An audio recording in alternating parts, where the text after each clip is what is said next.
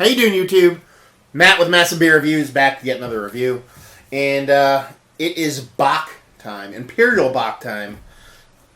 Does that mean it's a double Bock or double Bock? I don't know. Imperial Bock? Who knows? Anyway, it is Bock time. Barrel Aged Bock time. Shmaltz Brewing's Bock Bock. It's a whole lot of Bocks in one short period of time. Anyway, first Shmaltz review. Technically, I did a collaboration review between them and Terrapin. Hasn't been uploaded yet. By the time this goes up, it probably will be. It was an alright beer. But there was one I did review that I loved when I was up in Canada with the guys from who all went to All Bound Around a Beer Fest. I did a joint review of this with Average Joe, and my camera fucked up, so I had to dump it. Not this, but the Human Blockhead. I'm sorry, Coney Island Human Blockhead from Shmaltz, which isn't made anymore. So I'm super excited to give this a whirl for a couple reasons. One, Human Blockhead was a barrel-aged double Bock, or double Bock. This is a barrel-aged Bock. You know, could be splitting hairs there. So if it's the same kind of recipe, same thing they were doing last time, hopefully it's just as good. Except this one's relatively new, so you're going to take that with a grain of salt. Anyway, as far as what it says on the bottle. Shmaltz Brewing Company. Malts, 2-row Munich, Vienna, wheat, pale crystal, dark crystal, rye, chocolate, and flaked oats. It's a whole lot of malts going on in there. Hops, Warrior, Fuggle. Love me some Fuggle, if done right, in my old ales. North Brewer, Cascade, and Crystal. So you're, looking, this is going to be pretty damn malt forward. Bottling date, it is just a skosh over 2 months old. As far as what it says down here, Bock Bock, Imperial American Bock Lager, aged in bourbon barrels, 9.2% alcohol by volume. Clifton Park, New York. On the back here we have, what is the trinity of Shmaltz Brewing? One, Shmaltz means chicken fat in Yiddish. And no, there's none of this in the brewing.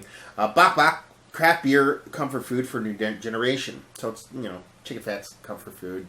Bock is, dinner in a glass, yada, yada, yada. Anyway, number 2, sentimental over often irreverent sense of humor. See also Mel Brooks, and a young man, Rodney Dangerfield, Seinfeld.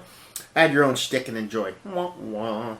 Number 3, the central ingredient, any true handcrafted beer, malt. Oh. I love when people say that. Rendered for your drinking pleasure, L'chaim to life. Jeremy Cohen, proprietor. So yeah, label-wise, it's pretty damn cool. I'm always a sucker for something that's honeycomb pattern. Get a nice honeycomb pattern. Little funky drawn little chickadees there. So with the whole Bock Bock thing going on. So I dig it. I dig it. Let's see what this has to offer. Hopefully. Yeah, there's a lot of malt going on. I can just wafting from here. Super excited because that Human Blockhead, Coney Island Human Blockhead, was delicious. Had it twice. Had it at a bottle share. It was brought by and Joe from Imperial Beer Reviews. Right, I think it was the first time I ever met him. 2 or 3 Christmases ago. And then, like I said, the one that had to be erased that I did up in Canada. Just 2.5 or 1.5 fingers. Khaki-colored head. Decently creamy top. Weird kind of sporadic kind of bubbles going on around that thing. And, yeah, it looks like a Bock. It's nice, dark, golden, reddish, brownish color. Decent amount of carbonation going on in there, what you can see. It's not clear, but it's not super dense, not super hazy. You can get a little bit of color through it, but it's like a slight haze with a nice, dark, golden, brownish color going on. So yeah, looks like a Bock. Let's see what she smells like.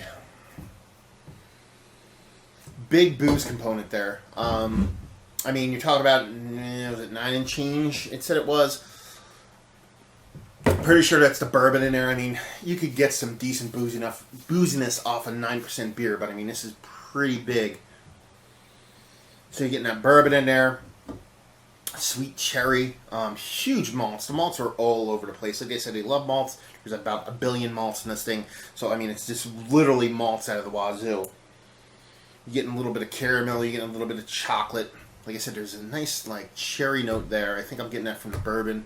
Maybe even a little bit of vanilla. No coconut. No barrel, really, in the nose. It's mostly just huge, a ton of malt. And then that bourbon booziness, which isn't necessarily a bad thing. It smells like it needs a little bit of time. A little bit of time to sit and settle out. So we'll see. Legs for days. A little dog hair for extra taste. And let's see what this sucker has to offer. Cheers.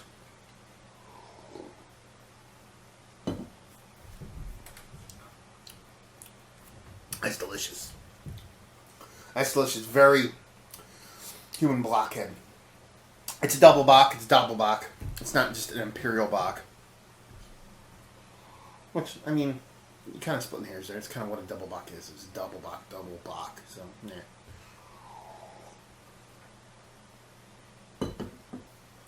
Huge caramel malt. Huge. Nice breadiness to it. Very traditional in that malt flavor you get from that breadiness in there. It's very German. It's very Austrian. It's very celebrator. You get a nice bready malt from it. Ton of caramel.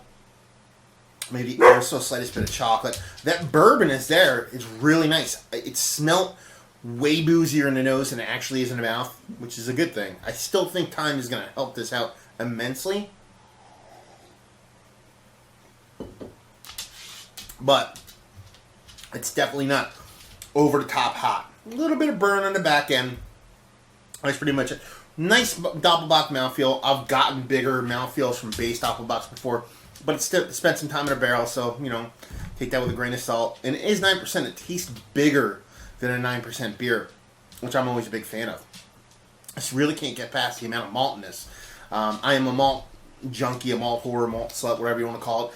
I love me some good hops. You know, I love me a nice Belgian yeast, but I mean, you give me that right malt mixture, and I'm yours. And this has that in spades. I mean, as you said from the label here, it has, you know, 18 different malt. 2-row Munich, Vienna wheat, pale crystal, dark crystal, rye, chocolate, flaked oats. I mean, you can tell them here they're going for huge malts. They're going for a really nice mouthfeel with the flaked oats and the wheat. Just a really, really, really nice beer. It's definitely a melding of old school, like European, German, Austrian, and American Bock, and it freaking works. Really, if anything, the ever so slightest bit of earthy hop there, I think that's just coming out. It's in there just for a balance thing. They probably expect people to sit on this a little bit longer. And that's it, man. It's just malt out the ass and a really nice bourbon character. Really not much barrel. You're just getting that pure bourbon, a little bit of vanilla, nice sweet almost cherry from it.